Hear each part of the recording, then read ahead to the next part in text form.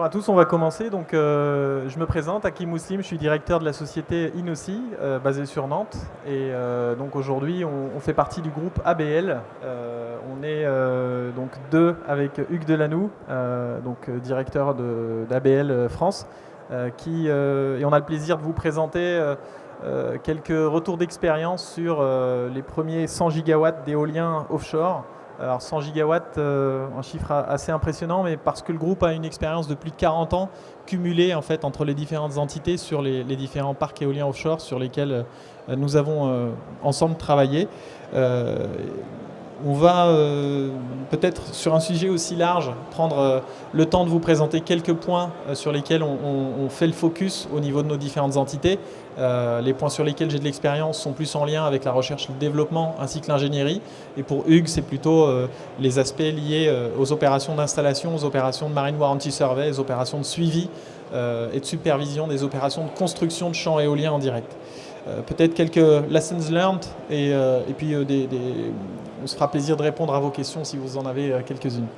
Donc, le groupe Aqualis Braemar LOC, ABL, pour faire plus simple, c'est un groupe qui est actif dans l'énergie et le conseil, donc service, conseil.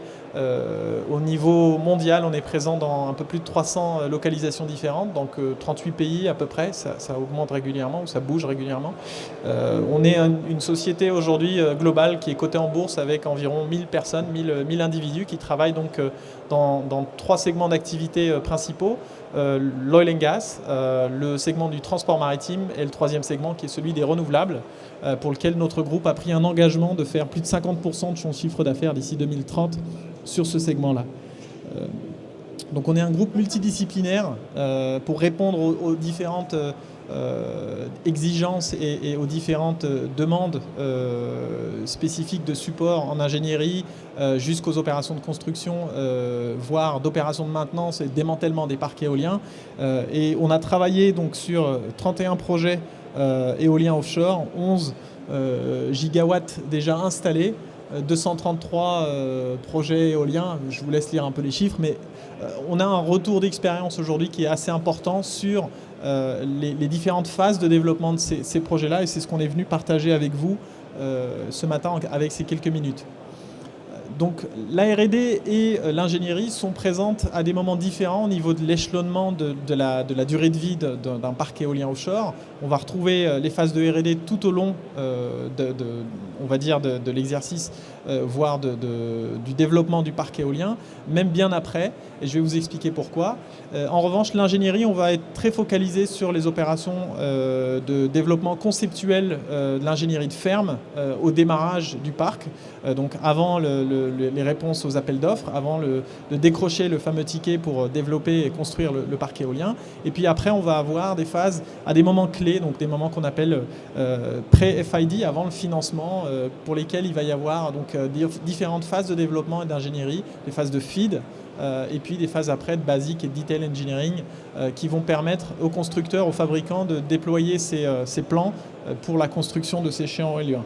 On est actif dans plusieurs segments ou plusieurs parties de l'ingénierie, et je ne peux pas toutes vous les développer, mais je vais prendre quelques focus ce matin pour dire aussi l'expérience qui a été acquise assez importante au niveau par exemple de la géotechnique et de l'ingénierie d'investigation de sol, pour lesquelles on a des équipes qui vont donc être en support lors des phases d'investigation géotechnique sur les navires, donc qui vont travailler sur ces phases de recueil de données, et puis également d'analyse, de reporting au sein des bureaux d'études pour faire un certain nombre de dimensionnements géotechniques, de calculs et de dimensionnements qui vont servir en fait à avoir la première base de données qui va nous servir après pour créer les premiers rapports de design, ce qu'on appelle les basis design, pour développer les fondations d'éoliennes, qu'elles soient fixes ou qu'elles soient flottantes, si on va travailler sur des ancrages avec les différentes typologies d'ancrage et les différentes typologies de sol rencontrées. Ensuite, j'ai choisi encore un autre thème qui est totalement différent, c'est le thème du transport et de l'installation. Vu que j'ai quelques minutes, le transport et l'installation sont des moments aussi très clés pendant lesquels les investissements vont être colossaux. Ce sont des journées de mobilisation de navires qui sont extrêmement coûteuses, pour lesquelles on a un certain nombre d'études qui sont réalisées bien en amont et dès le démarrage du projet, pour permettre d'optimiser en fait la mobilisation de ces navires-là sur des durées calendaires, et pendant lesquelles les équipes de Marine Warranty Survey vont être présentes pour assurer ce qu'on va appeler le minimum de risque et assurer la validation, enfin réaliser la validation de tout ce qui a été dimensionné en amont. Donc en termes de transport et d'installation, on va voir les phases transitoires, les phases opérationnelles, et au niveau de la construction elle-même du champ éolien, on va avoir des choses qui vont se passer en surface, qui vont être visibles, mais également des équipements subsea qui sont installés, notamment quand on est dans le cadre d'éoliens offshore flottants, avec donc des équipements de connectiques sous-marines, des équipements de câbles sous-marins qui soient statiques ou dynamiques. Donc on a une équipe dédiée à cette ingénierie de transport et d'installation, et qui est principalement présente au Royaume-Uni et qu'on soutient également depuis la France. Au niveau d'une thématique qui est assez phare, qu'on va retrouver chez Innosea, donc dans le bureau à Nantes, on a donc une quarantaine d'ingénieurs. On travaille surtout sur la modélisation intégrée des fondations d'éoliennes, qu'elles soient fixes ou flottantes, avec les trois grandes phases qu'on peut voir. Donc le dimensionnement de fondation pour différents types de fondations fixes flottantes, avec l'utilisation d'outils aéroélastiques, d'outils de contrôle et d'outils de simulation structurelle. Et puis ensuite, on va travailler sur ce qu'on va appeler le simulation couplée, ou le dimensionnement couplé de ces fondations-là avec les turbines, puisqu'on va modéliser à la fois le fonctionnement d'une turbine éolienne dans des cas de charge précis définis par l'IEC, avec son interaction vis-à-vis de l'environnement et vis-à-vis du sol. Donc ça, c'est vraiment quelque chose qui intègre toutes les données interprétatives du sol qu'on a vues dans la première partie, et pour lesquelles on va aller détailler un petit peu plus en avançant les différentes étapes pour réaliser ces études de dimensionnement. Enfin, le Fatigue Lifetime Monitoring, c'est mon dernier point. Aujourd'hui, on réalise également du suivi de fondation, du suivi de structure en mer, avec un certain nombre de capteurs qui sont placés donc sur ces fondations-là ou ces turbines, ou les structures émergées également. Et on va faire un rétro-engineering. Donc ça, c'est également quelque chose qui sert à valider tout ce qui a été fait en amont au départ pendant les phases d'ingénierie, pour permettre aux ingénieurs de s'assurer des modèles et toujours de minimiser le risque et toujours d'optimiser les coûts pour les phases ultérieures. Donc on est dans ce cycle-là pour ce qu'on appelle l'Integrated Design Process. Et je passe la main à Hugues pour la suite. Merci. Bonjour à tous, donc je suis Hugues Delanoux, directeur de ABL France. Donc moi je m'occupe plutôt de la partie exécution, donc tout ce qui a pour but l'installation ou la maintenance et éventuellement le démantèlement de ces unités. Donc l'idée c'est de vous présenter quelques retours d'expérience sur nos projets globaux, et notamment pour aider le développement de nos projets en France. Il faut savoir que voilà, on travaille depuis plus de 20 ans dans tout ce qui est éolien offshore, dans notre groupe. Et en France, on travaille sur tous les projets, que ce soit éolien flottant ou éolien posé. Vous voyez notamment donc, une photo du site de construction de Saint-Nazaire, où on accompagne le client du parc du Banc de Guérande. Et on est heureux, depuis plusieurs années, presque 6 ans de collaboration, de voir enfin émerger des structures, des fondations. Donc la grosse fondation, c'est la fondation de la sous-station électrique, sur lequel il y a eu un topside installé juste après. Et au fond, on voit les fondations des turbines. Et on peut dire que cette année, il y a eu énormément de travail pour pouvoir accélérer ce projet. Donc voilà, au niveau des projets, on travaille dans le flottant, dans tout ce qui est bottom fix, donc posé, et aussi on travaille sur des interconnecteurs. Donc des interconnecteurs qui vont faire transiter de l'énergie, pas essentiellement de l'énergie renouvelable, mais en majorité. Et donc c'est aussi un aspect important. La pose de câble, c'est un aspect important, que ce soit dans les interconnexions ou dans tout ce qui est l'export, la partie export cable entre ces éoliennes et la Terre.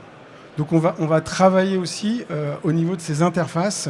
Donc comment on va connecter le câble sur cette sous-station électrique, comment on va la ramener à terre, comment elle va être connectée sur le réseau terrestre. Une chose aussi qu'il faut dire, c'est qu'avant de travailler sur ces projets d'installation, il y a pas mal de choses en amont, d'engineering, de survey, de préparation de site. Et c'est aussi ça notre travail, de faire en sorte qu'au moment où les projets se lancent, toute cette engineering, tous les bateaux, tous les moyens, toutes les entreprises qui ont leur mot à dire et qui ont aussi leur savoir-faire l'ont donné. Pour qu'une fois que les bateaux sont mobilisés, comme on a dit, c'est des coûts énormes, le projet puisse se dérouler.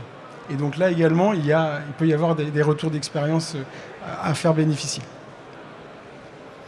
Donc j'ai commencé par quelques photos, parce que je trouve que c'est toujours assez sympathique de voir. Donc ça, c'est sur le projet de Saint-Nazaire, donc pour la sous-station électrique qui a été installée cet été. On voit bien que voilà, ça demande quand même une engineering et une préparation logistique assez importante. Il y a un transport, que ce soit pour la fondation ou pour le topside, il y a un transport qui s'est fait par barge. Et une fois qu'on arrive sur le site, il y a un gros bateau, un heavy lift vessel, qui va prendre la fondation, qui va lever le topside, pas en même temps, hein, ça se fait séquentiellement. Et après, il y a cette installation. Donc voilà, après, on est au stand C4, donc si vous avez plus de questions sur les différentes méthodes, etc., on pourrait y revenir. Quelques photos sur l'éolien flottant. Donc ça aussi, c'est sur un site qui est proche d'ici, qui est au large du Croisic, donc offshore Saint-Nazaire. Et donc c'est la seule éolienne installée aujourd'hui en France.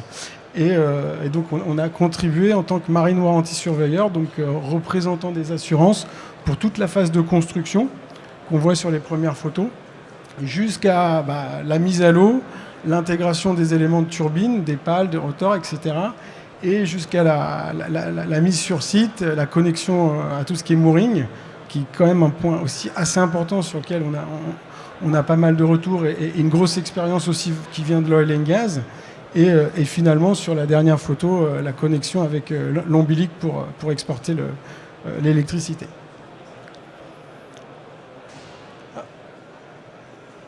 J'avais une autre photo, mais bon, j'avais un autre slide avec des photos sur les interconnexions, parce qu'on a travaillé aussi sur beaucoup d'interconnexions. Et donc, c'était pour aussi mettre en évidence notre expertise sur le câble, qui est aussi un des enjeux majeurs, parce qu'il y a pas mal d'incidents dans le câble. Et on le voit, c'est des câbles qui sont de plus en plus gros, c'est aussi des longueurs de pose qui sont de plus en plus grosses. Et donc, si le câble n'est pas bien installé, il n'y a pas d'électricité. On va passer maintenant au retour d'expérience. Donc, un retour d'expérience important, c'est tout ce qui est survey, toute la partie géotech et géophy. Donc, ça, on a des retours. Voilà, on le voit, c'est que il y a une importance sur la qualité, et puis il y a aussi sur un champ. On n'a pas forcément les datas exactement où on va mettre notre fondation ou exactement où on va mettre la turbine d'à côté.